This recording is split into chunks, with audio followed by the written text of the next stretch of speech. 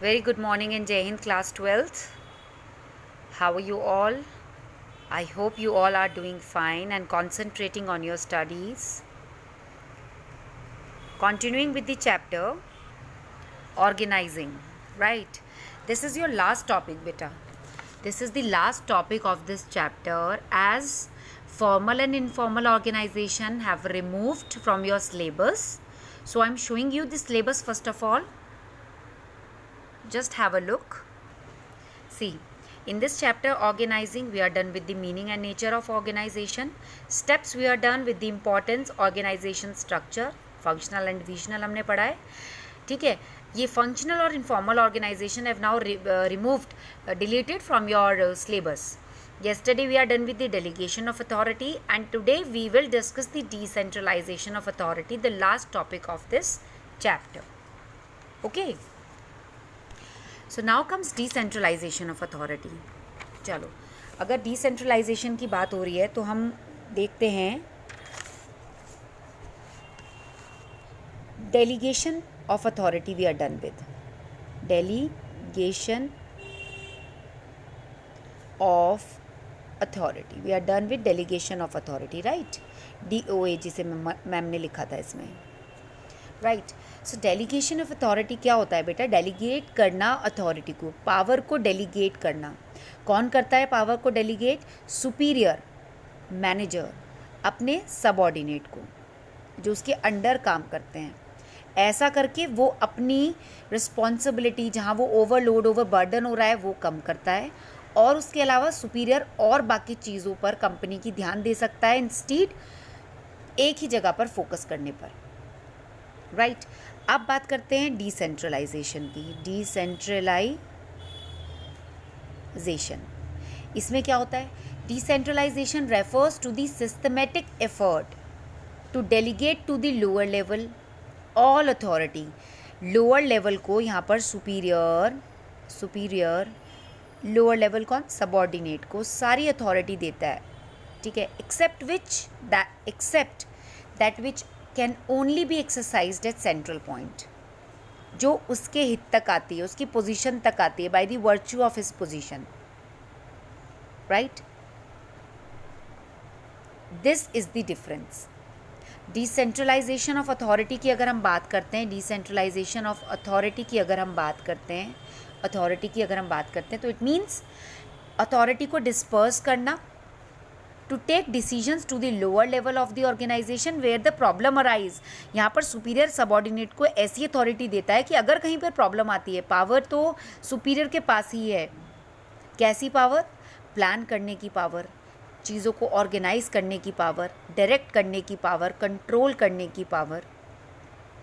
Planning, अगर कोई product में कोई चेंज करना है तो उसकी प्लानिंग की पावर सुपीरियर के पास ही रहेगी. ऑर्गेनाइज चीज़ों को, रॉ मटेरियल मंगाना है तो उसकी प्लानिंग, उसकी अथॉरिटी सुपीरियर के पास रहेगी. डायरेक्ट करना है, दिशा दिखानी है लोगों को जो उनके साथ काम कर रहे हैं, और कंट्रोल करना है, ये सब कुछ रहेगा सुपीरियर के पास ही. क्या सुपीरियर डेलीगेट कर रहा है? फिर यहाँ पर क्या डिसेंट्रलाइज कर रहा है? सुपीरियर डिसेंट्रलाइज कर रहा है कुछ सबऑर्डिनेट्स में, जैसे 2 सबऑर्डिनेट्स में, कि भाई अपने अपने डिपार्टमेंट का काम आप संभालोगे. अगर कोई प्रॉब्लम आती है छोटी मोटी तो उनके डिसीजंस आप मेरे पास नहीं आएंगे, आप खुद उनके डिसीजन लीजिए. यहाँ पर मैं आपको डिसेंट्रलाइज अथॉरिटी डेलीगेट कर रहा हूँ by the medium of decentralisation, right. और सेंट्रलाइजेशन क्या होता है? सेंट्रलाइजेशन में क्या होता है? सारी की सारी अथॉरिटी, प्लानिंग करने की, ऑर्गेनाइज, डायरेक्ट कंट्रोल की अथॉरिटी टॉप लेवल के पास होती है और वो किसी भी टाइम वापस ले सकते हैं उस अथॉरिटी को फ्रॉम दी सबऑर्डिनेट से, ठीक है. Now have a look on the book. Decentralisation means dispersal of authority. ऐसी अथॉरिटी को डिस्पर्स करना ताकि लोअर लेवल जो है ऑर्गेनाइजेशन में, अगर कोई प्रॉब्लम आती है तो डिसीजन ले सके. डिसेंट्रलाइजेशन में अपने पास टॉप लेवल कुछ अथॉरिटी को रिजर्व करके रखते हैं, जैसे प्लानिंग करने की पावर, ऑर्गेनाइज, डायरेक्ट और कंट्रोल करने की पावर, ये सब टॉप लेवल ऑफ मैनेजमेंट के पास रहती है. बाकी की अथॉरिटी लोअर लेवल में डेलीगेट कर दी जाती है. एग्जीक्यूटिव्स जो होते हैं लोअर लेवल पे, वो डिसीजन ले सकते हैं उन प्रॉब्लम्स का जो वो फेस कर रहे हैं काम करते हुए. उन्हें बार बार हायर लेवल के पास जाने की ज़रूरत नहीं है. जैसे just I have told you, अगर सबॉर्डिनेट्स को, एक ये सबॉर्डिनेट है, एक ये सबॉर्डिनेट है, इन्हें अपने अपने डिपार्टमेंट में कुछ प्रॉब्लम आ रही है, तो ये क्या करें, ये भी सब सुपीरियर के पास जाएगा, ये भी सुपीरियर के पास जाएगा। वहाँ आपको सुपीरियर के पास नहीं जाने की ज़रूरत है। सुपीरियर ने एक ऐसी आपको अथॉरिटी डेलीगेट की है कि अगर कोई इसी तरह की प्रॉब्लम आती है, आप उसे अपने बिहाफ पर हैंडल कीजिए। पर सुपीरियर ने ये रिस्पॉन्सिबिलिटी, अथॉरिटी नहीं दी है कि आप प्लानिंग भी खुद करो ऑर्गेनाइजेशन के लिए, चीज़ें, रॉ मटेरियल भी आप खुद ऑर्गेनाइज करो, डायरेक्ट करो, लोगों को गाइड करो, सुपरवाइज करो, कंट्रोल करो। अगर कहीं प्रॉब्लम आ रही है तो वो भी आप सॉर्ट आउट करो। नहीं, कैसी प्रॉब्लम, मतलब काम, टारगेट कंप्लीट नहीं हुआ तो वो भी आप देखो, फिर तो सबॉर्डिनेट इतना लीनियंट हो जाएगा, नहीं हुआ नहीं हुआ, पैसे तो मिल रहे मुझे। इट्स जस्ट बॉस को तो कंट्रोलिंग के टाइम पे काम पूरा चाहिए, उसके बीच में जो छोटी मोटी प्रॉब्लम्स आई हैं वो आप अपने बिहाफ पर सॉर्ट आउट करो, उसकी अथॉरिटी आपको मिली है। Got it?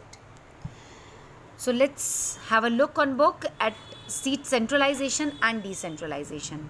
सेंट्रलाइजेशन में क्या होता है, इसमें it refers to systematic reservation of authority, जो कि टॉप लेवल के पास ही होती है ऑर्गेनाइजेशन में। डिसेंट्रलाइजेशन में डेलीगेट कर दी जाती है अथॉरिटी लोअर लेवल को। यहाँ पर सब कुछ सेंट्रलाइजेशन, लेट्स सपोज सेंट्रलाइजेशन का केस अगर हम करते हैं तो बजट बनाने के लिए मैनेजर को दे दिया गया है, जनरल मैनेजर को या मैनेजर को दे दिया गया है, ठीक है। बॉस ने कहा, जो सीईओ ऑफ द कंपनी, उन्होंने वापस ले लिया कि नहीं भाई तुम बजट नहीं बनाओगे।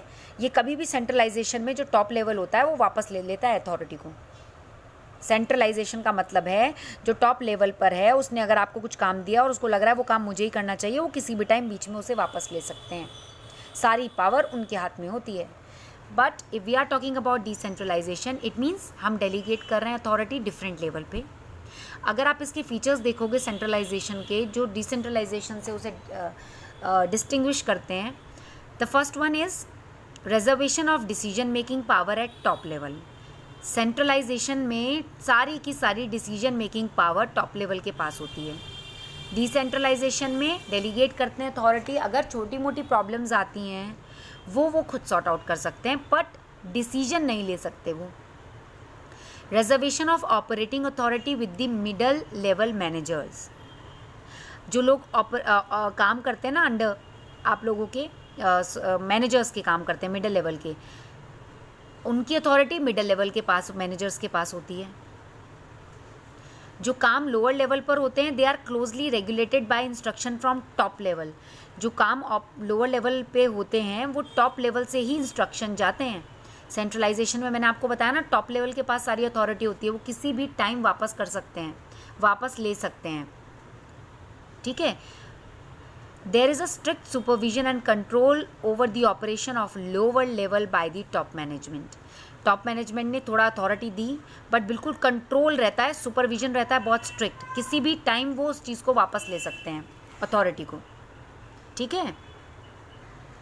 Okay, an example is given your, have a look at the copy. Like किसी कंपनी में एक जनरल मैनेजर है, जनरल मैनेजर, ठीक है। जनरल मैनेजर ने सारी लीव एप्लीकेशंस को अप्रूव करते हैं वो। अब लेट्स सपोज आपके स्कूल में भी वाइस प्रिंसिपल मैम, सारी कितनी टीचर्स है, I think 200 teachers are there, तो उन सब की लीव एप्लीकेशंस को कौन अप्रूव करती हैं? Vice principal ma'am. अभी वो ओवरबर्डन फील करने लगे लेट्स सपोज, तो वो अपना काम कोऑर्डिनेटर्स को दे देंगे।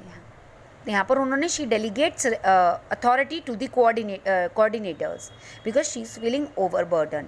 इसी तरह किसी भी ऑर्गेनाइजेशन में बेटा जनरल मैनेजर अप्रूव करता है सारी की सारी leave application and he started feeling overburden, so he transferred his authority to the HR manager, ठीक है। तो ये हो गया डेलीगेशन ऑफ अथॉरिटी का एग्जाम्पल। जनरल मैनेजर का काम है जितने भी एम्प्लॉयज़ हैं उनकी लीव एप्लीकेशंस को अप्रूव करना कि भाई आपको लीव ग्रांट हो गई है या नहीं हुई है। ओवरबर्डन, क्योंकि GM के पास और बहुत सारे काम होते हैं, तो उन्होंने HR मैनेजर को बोला भाई आप इस चीज़ को संभालो, अब I feel overburden, this is delegation, he delegate the authority to the HR manager, ठीक है। But if general manager of the company disperse the authority to various head कौन? Production department, HR department, marketing department, sales department, okay. if the GM general manager disperse the authority to each department, separate department, to approve leave application to their respective departments. Production department, आपके जितने लोग आपके under काम करते हैं आप उनकी leave sanction करोगे, मतलब आपका काम है अप्रूव करना नहीं करना। आपके अंडर जितने लोग काम करते हैं आप उनकी लीव देखोगे, ग्रांट करनी है नहीं करनी है। मार्केटिंग के लोगों का आप देखोगे, सेल्स के लोगों का आप अप्रूव करोगे। ये हुआ एग्जाम्पल। ये एग्जाम्पल था डेलीगेट की गई authority. This is the example of decentralization of authority. I am repeating once again.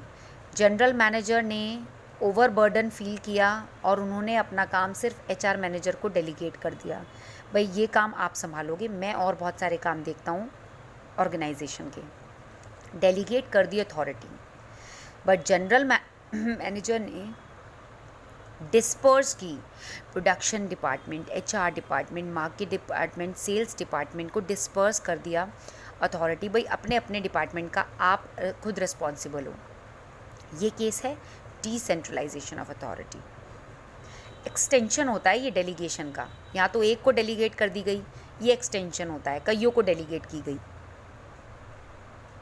अगर कोई एग्जीक्यूटिव डेलीगेट करता है authority, he multiply himself by 2।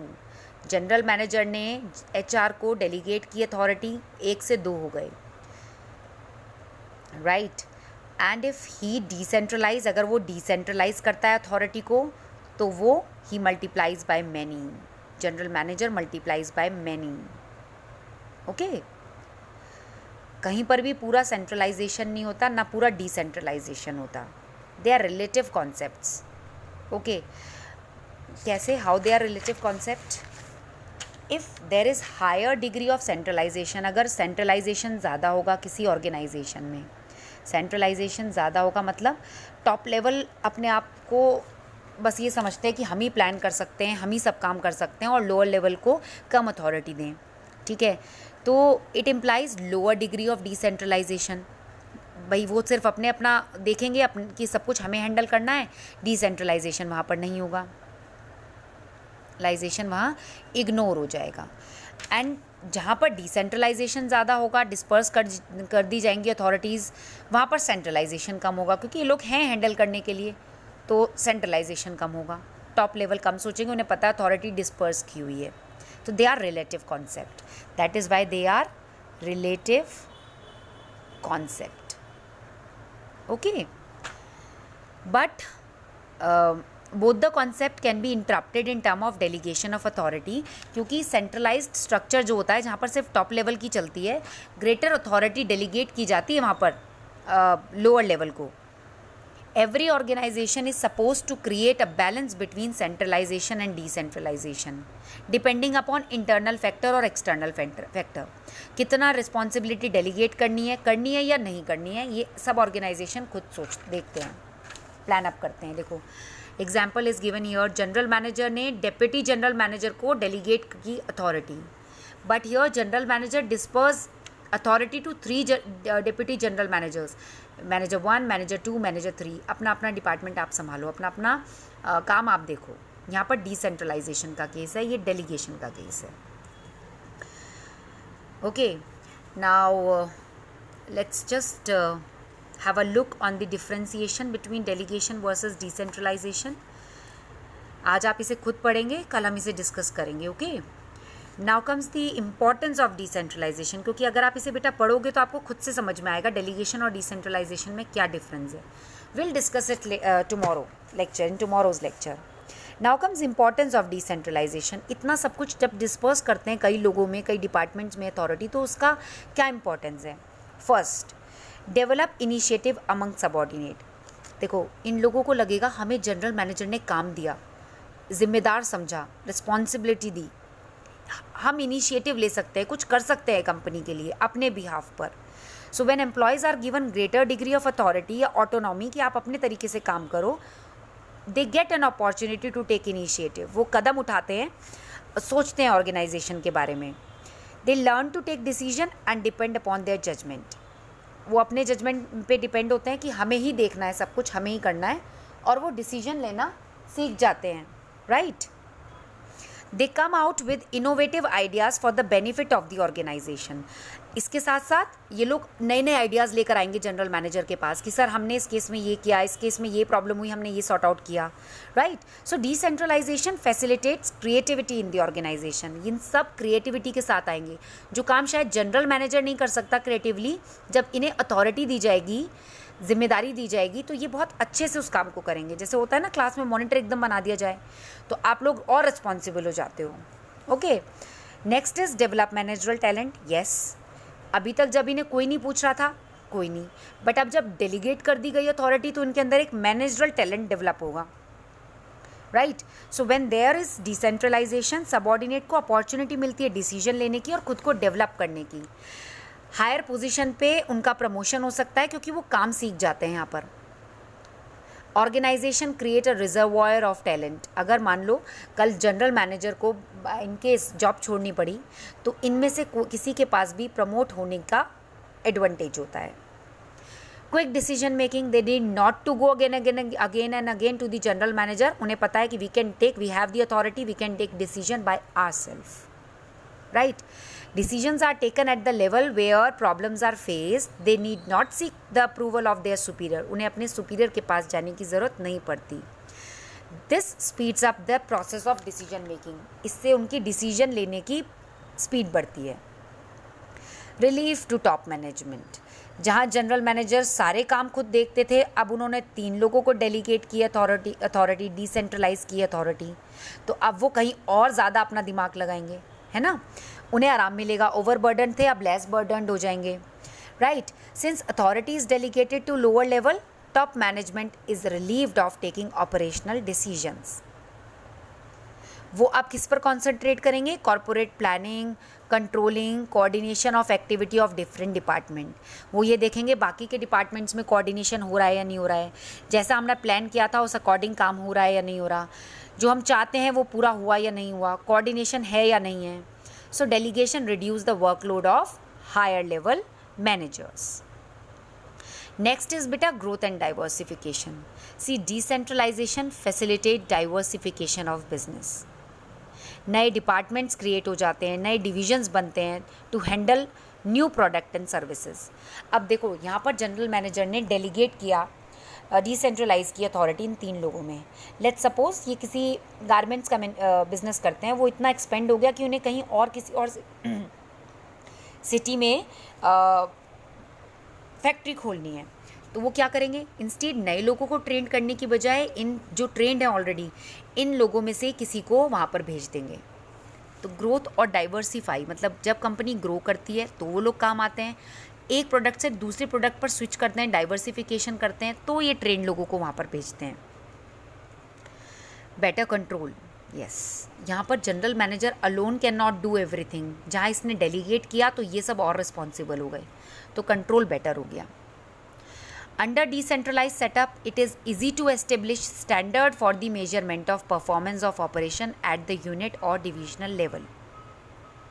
Result can be compared with standard more quickly and prompt decision can be taken to correct shortfall in performance. This will lead to effective control. See, इन तीनों को देखा गया कि आप अपना अपना department संभालो, इन दोनों ने काम बहुत अच्छे से कर दिया, यहाँ प्रॉब्लम आई, जनरल मैनेजर कंपेयर कर सकते हैं, ठीक है, कि इन दोनों का रिजल्ट इफेक्टिव रहा तो यहाँ क्या प्रॉब्लम आई तो उसको कंट्रोल किया जा सकता है, उस पर वर्कआउट किया जा सकता है। बट अगर जनरल मैनेजर अलोन सारी चीज़ें देख रहे हैं तो वो अपने पर्सपेक्टिव से काम करेंगे, जैसा चल रहा है अभी। यहाँ पर तो कंपेयर कर सकते हैं ना कि इन दोनों ने तो ऐसा काम किया जिससे बेटर रिजल्ट आया, यहाँ कुछ प्रॉब्लम रही, उतना नहीं आ पाया, तो वो कंपेयर कर सकते हैं, right. Because alone he is not engaging in the things, the other managers are engaging for the particular activities here, right? बेटा अभी chapter is finish for today. ये आपको डेलीगेशन और डिसेंट्रलाइजेशन रिवीजन करना है, थॉरली रिवाइज करना है, पढ़ना है। हम इसे कल के लेक्चर में डिस्कस करेंगे, right. Apart from that what am I thinking to have a test of chapter number 3 this time. So you all are supposed to prepare chapter number 3. I will take test of chapter 3 tomorrow. Okay. It's just you need to read the whole chapter properly so that you will be able to do the MCQs. Okay MCQ सिर्फ वही अच्छे से कर सकता है जो chapter को deeply पढ़ेगा. So this time I will take the chapter test of chapter number 3. Get yourself prepared for the same. In the next lecture we will discuss first of all the differentiate between the delegation and decentralization. Thank you. That's all for today. Have a good learning.